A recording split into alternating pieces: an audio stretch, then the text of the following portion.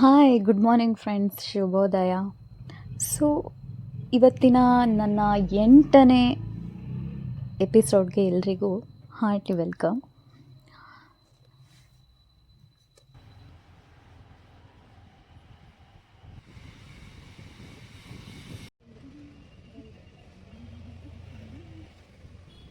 ಅಯ್ಯೋ, ಪೆಟ್ರೋಲ್ ಬ್ಯಾಂಕಲ್ಲಿ ನಿಂತ್ಕೊಂಡು ಏನು ಮಾಡ್ತಾ ಇದ್ದಾರೆ ಅಂತ ಅಂದ್ಕೊಂಡ್ರೆ ಏನಿಲ್ಲ.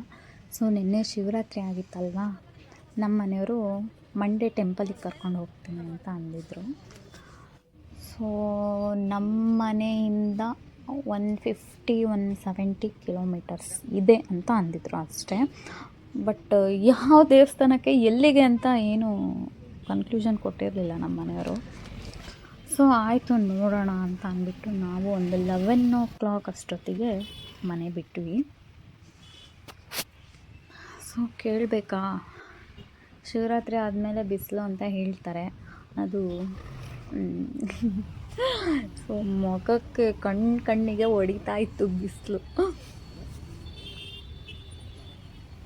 ಆದರೂ ಜಸ್ಟ್ ಈ ಸೆಕೆಂಡ್ ಸ್ಟೇಜು ಇಲ್ಲೆಲ್ಲ ಇಂಡಸ್ಟ್ರಿಯಲ್ ಏರಿಯಾ ಇರೋದ್ರಿಂದ so any time traffic, any time ಎಲ್ಲ ಕಡೆ ವೆಹಿಕಲ್ಸು ತುಂಬಿ ತುಳ್ಕಾಡ್ತಿರುತ್ತೆ.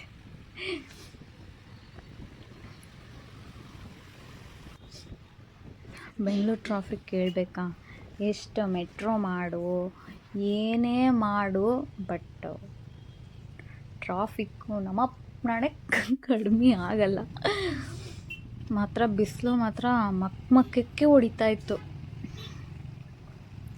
ನಾನು ಬೇಜಾರಾಗತ್ತೆ ಅಂತ ಸುಮ್ಮನೆ ಕೂತು ಕಿವಿಗೆ ಬ್ಲೂಟೂತ್ ಆದರೂ ಹಾಕ್ಕೊಂಡೆ, ಸಾಂಗ್ಸ್ ಕೇಳೋಣ ಅಂತ.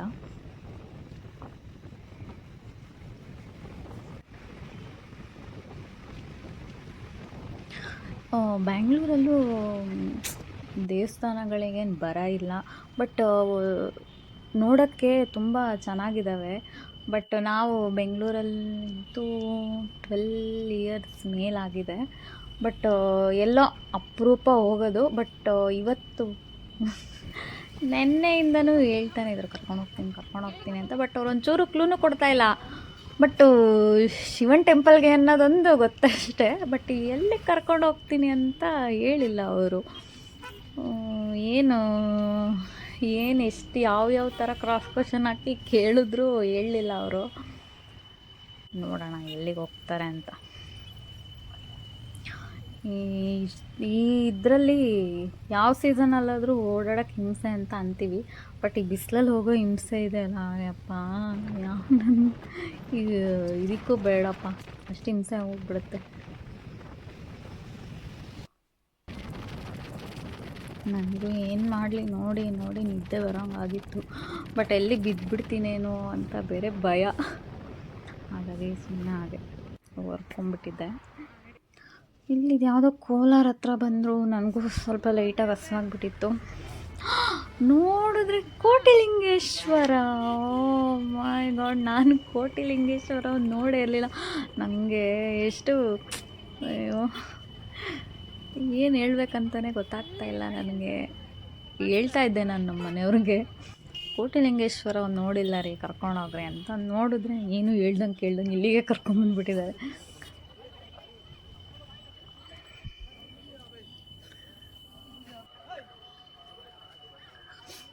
ನಾರ್ಮಲ್ ಡೇಸಲ್ಲಿ ರಶ್ ಇರಲ್ಲ, ಬಟ್ ಇವತ್ತು ತುಂಬ ರಶ್ ಇತ್ತು. ನಮ್ಮ ಮನೆಯವರು ಹೋಗ್ತಾ ಇರ್ತಾರೆ ಅವಾಗವಾಗ, ಅವ್ರ ಫ್ರೆಂಡ್ಸ್ ಎಲ್ಲ.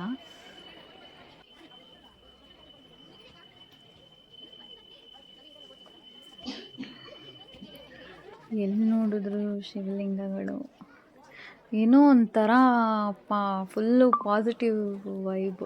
ಹೋದ ಕೂಡಲೇ ಮೇಂಟೆನೆನ್ಸ್ ಎಲ್ಲ ಚೆನ್ನಾಗಿದೆ. ಅಷ್ಟು ರಶ್ ಇದ್ದರೂ ಮೇಂಟೆನೆನ್ಸ್ ತುಂಬ ಚೆನ್ನಾಗಿತ್ತು.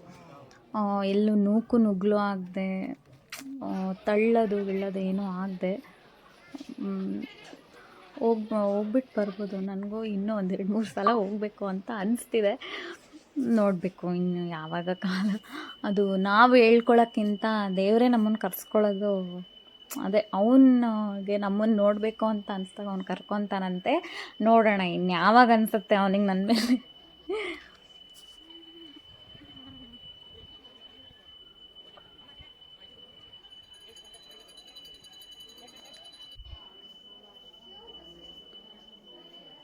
ಇದು ಅದೇ ಅಲ್ಲೇ ದೇವಸ್ಥಾನದಲ್ಲಿ ಅಮ್ಮನವ್ರ ದೇವಸ್ಥಾನ ಗುಡಿ ಅದು. ನನಗೆ ಇದೊಂದು ನಾನು ಬರೀ ಟಿ ವಿಲಿ ನೋಡ್ತಿದ್ದೆ, ಡೈರೆಕ್ಟಾಗಿ ನೋಡಬೇಕು ಅಯ್ಯೋ ನನಗಲ್ಲಿ ನೋಡಿಬಿಟ್ಟು ಏನೋ ಒಂದು ಇದು ಸಿಕ್ದಂಗೆ ನನಗೆ ಯಾವುದೋ ಒಂದು ಲೋಕಕ್ಕೆ ಬಂದುಬಿಟ್ಟಿದ್ದೀನಿ ಅನ್ನೋ ಹಾಗೆ ಫೀಲ್ ಆಯಿತು. ಅಲ್ಲಿ ದೀಪ ಹಚ್ಚಿದ್ವಿ, ಗಾಳಿಗೆ ಸರಿಯಾಗಿ ಹತ್ಕೊಳ್ತಾನೆ ಇರಲಿಲ್ಲ. ನಮ್ಮ ಮನೆಯವ್ರು ಬೈತಾ ಇದ್ರು, ಒಂದು ದೀಪ ಹಚ್ಚಕ್ಕೆ ಬರೋಲ್ಲ, ಹಂಗೆ ಹಿಂಗೆ ಅದು ಒಂದು ಕಲೆ ಅಂತ. ಬಟ್ ಏನು ಮಾಡೋದು, ಗಾಳಿ ಸಖತ್ ಗಾಳಿ, ಓಪನ್ ಏರಿಯಾ ಅಲ್ವಾ, ಸಖತ್ ಗಾಳಿ ಬಡಿತಾ ಇತ್ತು. ಹಾಗಾಗಿ ದೀಪ ಹಚ್ಚೋಕ್ಕೆ ಆಗಲಿಲ್ಲ. ನಾನು ನಮ್ಮ ಮನೆಯವ್ರಿಗೆ ಬರ್ರಿ ಒಂಚೂರು ನೀವಾದರೂ ದೀಪ ಅಂಟಿಸ್ಕೊಡ್ರಿ ಅಂತ ಅಂದ್ಬಿಟ್ಟು ಕರೆದೆ.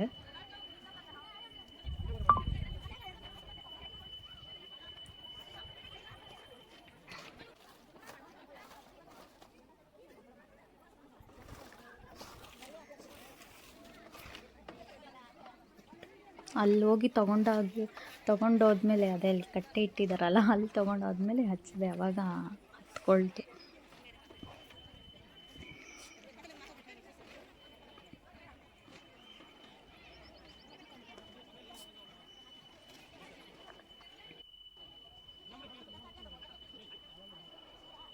ಎಲ್ಲಿ ನೋಡಿದ್ರು ಶಿವಲಿಂಗಗಳೇ.